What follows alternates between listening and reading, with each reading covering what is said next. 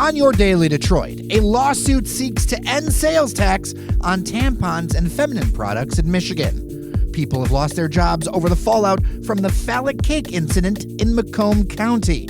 A new report asks big questions about the campaign spending of the Wayne County Sheriff. Many craft distillers in Michigan are on the ropes, and there's a concerning oil spill in Macomb County. Plus, after this lineup, I think I need a hug. Although there's no actual hugs in store for me, at least virtually for all of us, there's Hug Detroit Day coming up. Erica Owens joins to talk about it. I'm Jer Stays, and this is your Daily Detroit recorded on August 12th, 2020. Welcome to Wednesday.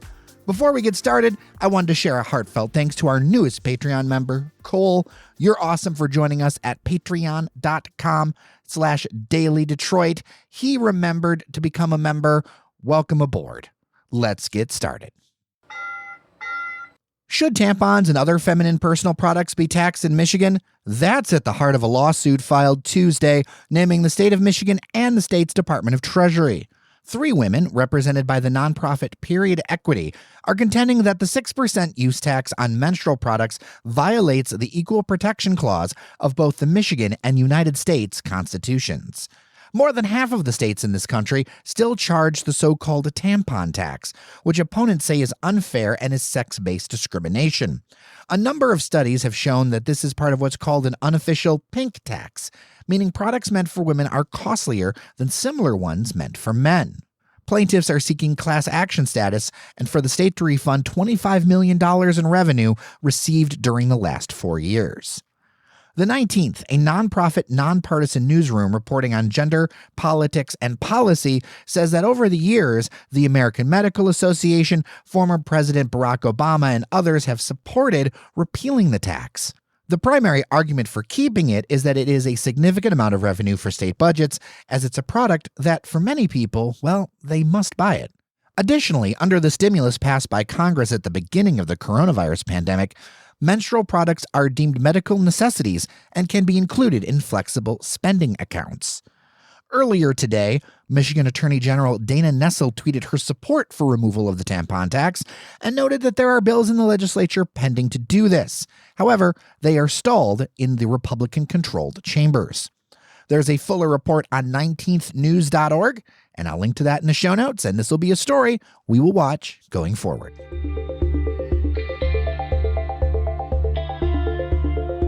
On a previous show, we told you the story of employees of the Macomb County Morgue having a black penis cake show up the day after George Floyd's death and refusing to engage with black families who were mourning.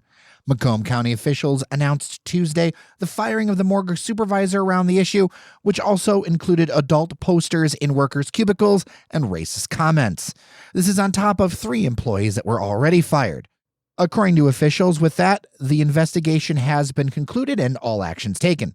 Coroner Daniel Spitz is the next to face questions on whether he keeps his 4-year, $1.6 million contract. That decision rests with the county executive. In media reports, Mark Hackel has previously said that the incident is, quote, a huge embarrassment for that operation over there, unquote. A new report is asking some big questions around the campaign spending of Wayne County Sheriff Benny Napoleon. The Metro Times has some interesting data around the political fixture's spending choices. For context, state law doesn't allow spending of campaign funds for personal use and are to be spent on campaigning or job-related functions. Over the last 6 years, the report says Napoleon has spent on everything from nearly $30,000 in Lions tickets to more than $6,000 on Uber rides, as well as a number of high-end restaurants, hotels, a strip club, and a massage parlor. Napoleon, for his part, defended his actions and did not deny the spending, saying that they're not taxpayer dollars, his CPA and lawyer approve them, and that, quote, sporting events are work-related because he has to show his support for local teams, unquote. Napoleon is one of the most successful fundraisers in local politics, with only Detroit Mayor Mike Duggan outraising him. Napoleon has pulled in more than $500,000 in contributions since 2016. Even though he doesn't have much to fight for. After all, only a small fraction of the dollars that he raised were spent on actual campaign expenses, such as ads or signs. It's important to note that Napoleon did not face organized opposition in the Democratic primary last week and took nearly 80% of the vote. In the general election in November, Napoleon will run without any opposition, Republican or otherwise, so barring a massive write-in candidate drive, he is sure to be reelected. At this time, no charges or legal investigations have been launched. I'll put a link to Steve Nieveling's report on metrotimes.com in the show notes. There are lots of numbers that don't work so well as an audio story, but it is pretty interesting to see them all. In a reminder of the possible permanent damage to our economy due to coronavirus, Michigan's craft distilleries are in deep trouble, says their industry group, the Michigan Craft Distillers Association. They say that 2/3 of them will not survive more than 6 months if they don't see some sort of help from Congress in a new relief package. They say sales have plummeted with tasting rooms closed and limited bar and restaurant sales. Pre-pandemic, the group says distilleries supported 41,000 jobs in Michigan and generated $3.7 billion for the economy. 43% of employees in the industry are still out of work, either let go or furloughed, and assistance would help rehire people and keep the doors open. Public works officials in Macomb County are dealing with what they're calling a significant diesel fuel spill in the Sterling Relief Drain in Sterling Heights. The spill was discovered Tuesday morning by a construction contractor while working near Dodge Park Road, north of 15 Mile. Stormwater in that east-west drain flows to the Red Run Drain, which connects to the Clinton River. The Macomb County Public Works traced the spill to Stanley Drive, north of 15 Mile Road and east of Mound Road in Sterling Heights, leaving behind an approximately 80-foot-long stain. Officials checked nearby businesses and were told a tractor-trailer had broken down in the street Monday morning. As of this recording, the firm that owns the truck and the name of the driver is unknown, and the name of the truck repair company that came to aid them has not been confirmed either. To help deal with the spill, on Tuesday, containment booms were placed in the open drain at Dodge Park Road. Additional booms were placed east of Shaner and in the Red Run Drain just north of Metropolitan Parkway. Officials believe the booms stopped the diesel fuel before it reached the Clinton River or the wider Great Lakes. 1/3 of a mile of storm sewer near the spill source will need to be vacuum cleaned, and that work is expected to be completed Friday. Joining me virtually again is Erica Owens from Frugal on the Fly, but she's got something new up her sleeve, which I think is very appropriate in these pandemic times because, frankly, so many of us need a hug. Now, you can't do it in person, unfortunately, coronavirus, all that stuff, but Hug Detroit Day is a thing, and it's back.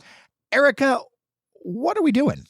Well, we're excited to bring back the 9th annual Hug Detroit Day, and it's always been a celebration of neighborhoods and people of Detroit and celebrating music and food and just basically a block party. And this year we can't do that, so we are going virtually. So it is a 6-hour concert of different artists around the city, and then we're also raising funds because part of Hug Detroit Day every year is that we bless Detroit public school students with backpacks full of school supplies. So right now we're fundraising to get all of that rolling. Well, and that kind of stuff is even more important because budgets are stretched even more so with everything that's been going on right now. Absolutely. Whether, students will be in the classroom or at home, they're still in desperate need of supplies. And yes, budgets are cut left and right, as we're noticing. So they're going to need even more, even PPE. So this is really, really important this year more than ever. So where did Hug Detroit Day come from? What's the history of it? The history of it is 8 years ago, Sky Covington and Sheila Hale their musicians had this idea to just put together a block party and play music and celebrate life in Detroit. And it grew and grew and grew. And then different groups of artists and vendors got in on the event. And then Isaac Robinson, State Rep Isaac Robinson, really gave Sheila and Sky guidance and kind of gave this whole thing wings. And so it got even bigger. And now it's actually, a day through the city. So August 23rd is Hug Detroit Day, which is pretty cool. Can you kind of talk about like some of the programming that's going to be involved? Because this is something that, as you said, it's a block party and there's just not enough stuff out there that gets highlighted that happens, around Detroit's neighborhoods. Because after all, I mean, at least for me as a city resident, sometimes I think people forget that we like to have fun like everybody else. We do. We do like to have fun. We love live music. It just fills our souls. So right now at the Tangent, so the last 2 Sundays, the Tangent Gallery in Milwaukee Junction, we've recorded the artists that are involved. So some of it will be live that day and some of it will be recorded. So it all runs smoothly on the actual day.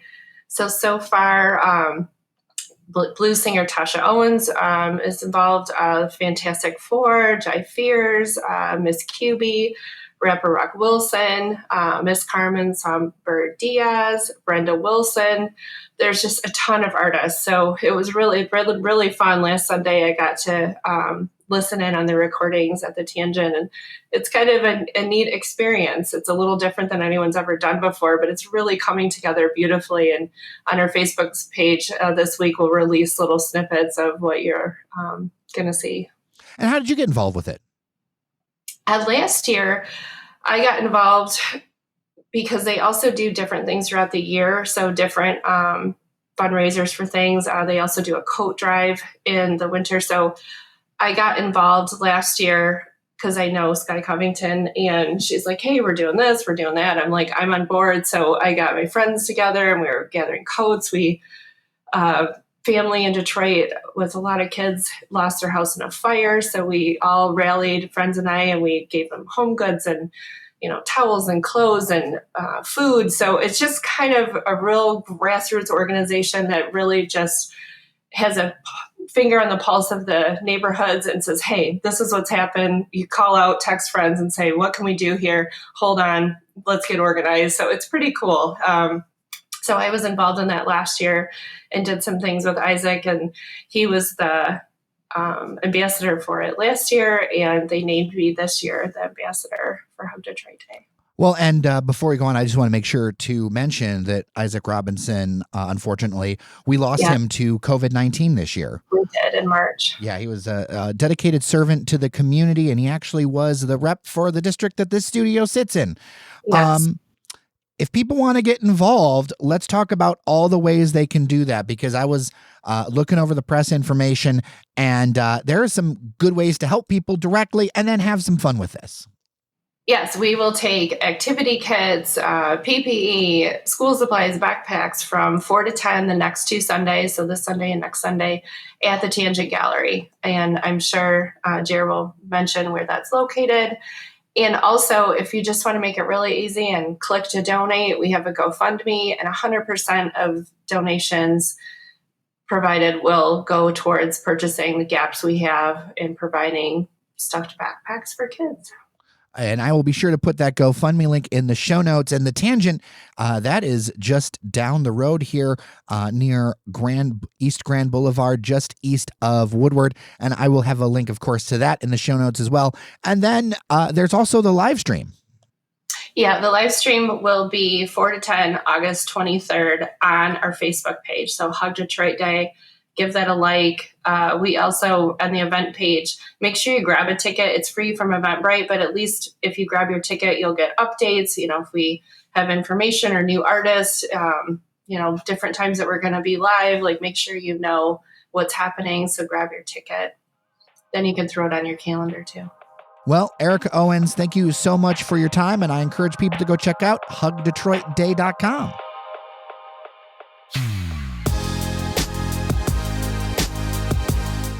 All right, a couple quick things. If you have feedback for the show, our voicemail and dial podcast line is 313-789-3211. Give us a jingle. Also, remember to become a member at patreon.com/dailydetroit, like Cole, Halima, and others who have stepped up and helped to power your Daily Detroit. That'll do it for today. I'm Jer Stays. Take care of each other. Don't forget your mask, and I'll see you around Detroit.